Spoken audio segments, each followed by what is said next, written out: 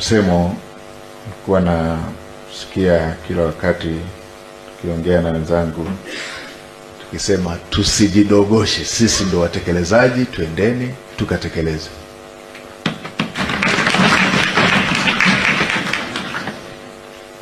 Moja ya changamoto, moja ya jambo ambalo wakosoaji wetu, tena wale wakosoaji wastaarabu kabisa, ambacho wanatukosoa wa Tanzania, huwa wanasema tuko wazuri sana kwenye kupanga, tuko wazuri sana kwenye kuongea, tunakuwa na tatizo kwenye kutekeleza.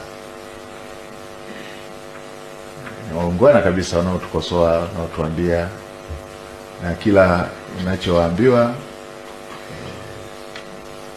tafakari, unaona mantiki yake. Kwa hiyo hili na lenyewe linatuhusu, tumeziona hizo hoja, na ukitaka kuona kwamba pengine wale wanaotuambiaga hivyo wanaweza wakawa kwa kiwango fulani tuna usahihi, yapo ambayo hatujayagundua leo tu hapa kwenye kikao chetu, yapo ambayo tumeshayasema sana.